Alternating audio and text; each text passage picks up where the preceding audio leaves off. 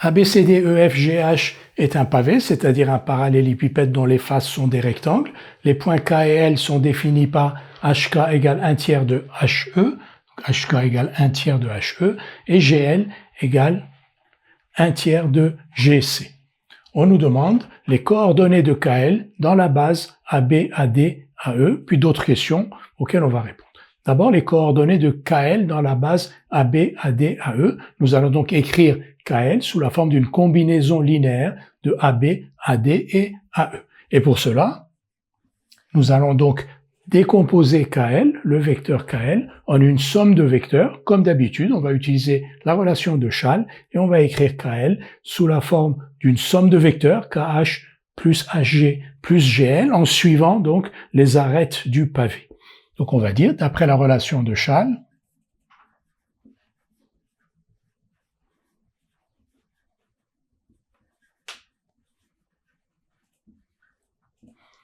KL égale, donc on a dit KH plus HG plus GL. Nous allons maintenant remplacer chacun de ces vecteurs. KH, on sait que HK égale 1/3 de HE, donc KH égale 1/3 de EH.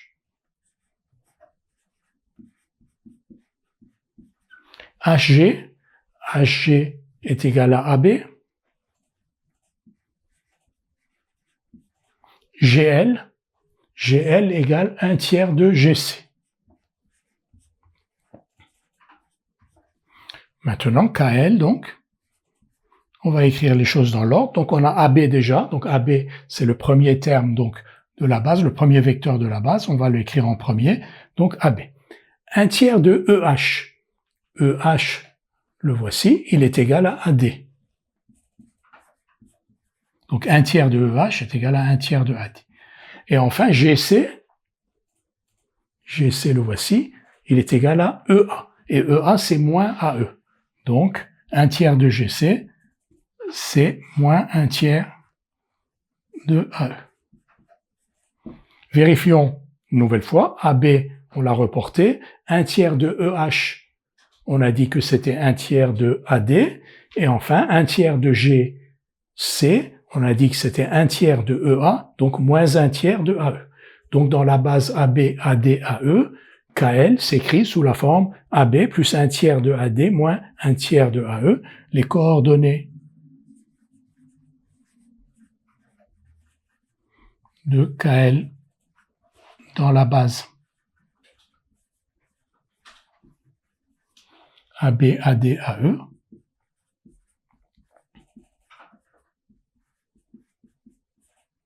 sont, donc c'est le triplet de réel, 1, 1/3, moins 1/3.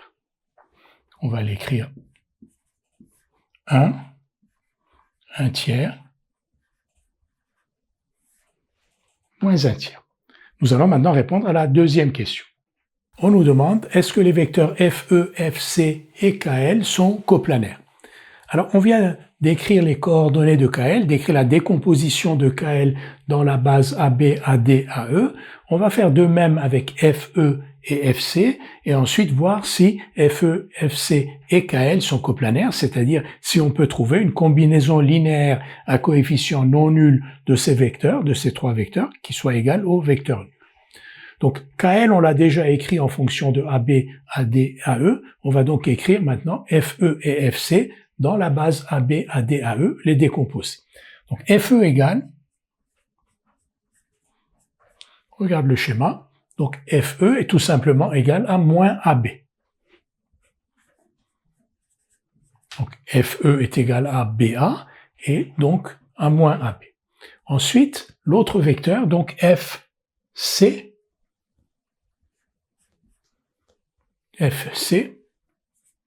si on veut le décomposer, donc on va décomposer FC en suivant les arêtes du pavé. FC est égal à FG plus GC, toujours d'après la relation de Schall, je ne l'ai pas écrit, mais c'est d'après la relation de Schall.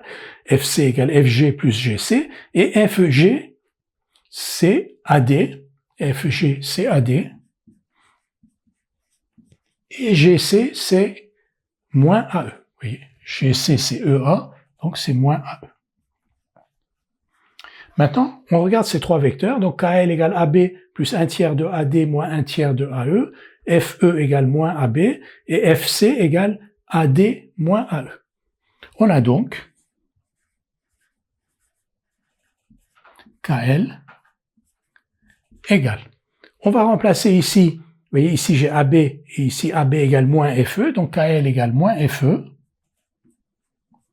Et là, si on met 1 tiers en facteur, on a 1 tiers facteur de AD moins AE. Et AD moins AE, c'est FC.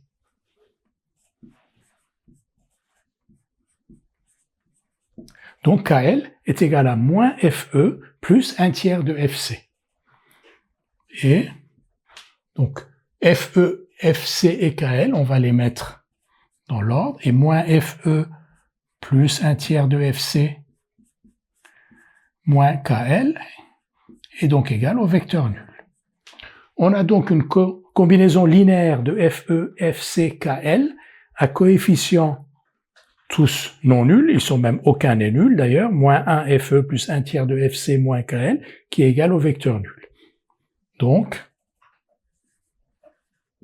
FE, FC et KL sont coplanaires. C'est la définition, c'est une des propriétés des vecteurs coplanaires. Si trois vecteurs sont coplanaires, il existe une combinaison linéaire de ces trois vecteurs à coefficients non tous nuls qui est égale au vecteur nul, c'est le cas ici. Donc FE, FC et KL sont coplanaires. Troisième question, on nous demande de déterminer la position relative de KL et du plan FEC.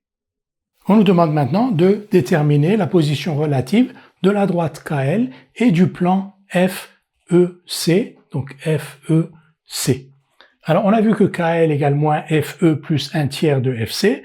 KL est un vecteur directeur de la droite KL. Vous vous souvenez que quand vous avez une droite, il suffit de choisir deux points distincts sur cette droite, et ces deux points distincts peuvent être l'origine et l'extrémité d'un vecteur directeur de la droite. Donc KL est un vecteur directeur de KL, moins FE plus 1 tiers de FC est un vecteur du plan FEC, puisque FE et C sont des points donc distincts du plan FEC, donc moins FE plus 1 tiers de FC est un vecteur de ce plan. Donc un vecteur directeur de KL est collinaire, il est même égal, est collinaire à un vecteur de FEC. Du moment où un vecteur directeur de KL est collinaire à un vecteur de FEC, un vecteur ici donc moins FE plus 1 tiers de FC, c'est donc que la droite KL est parallèle au plan FEC. KL est parallèle au plan FEC. Et on va montrer que KL est strictement parallèle au plan FEC, c'est-à-dire que KL n'est pas contenu dans le plan FEC. En effet, si KL était contenu dans le plan FEC, KL, E, F et C seraient donc dans un même plan. Et quand on regarde, si K, E et F étaient dans un même plan, ce plan ne pourrait être que le plan donc KEF qui contient la face supérieure du pavé. Et si C qui est sur la face inférieure du pavé appartenait aussi à la face supérieure du pavé, il n'y aurait pas de pavé. Donc, E, K, F et C ne peuvent pas appartenir à un même plan. La droite KL n'est pas contenue dans le plan EFC, KL est strictement parallèle à EFC.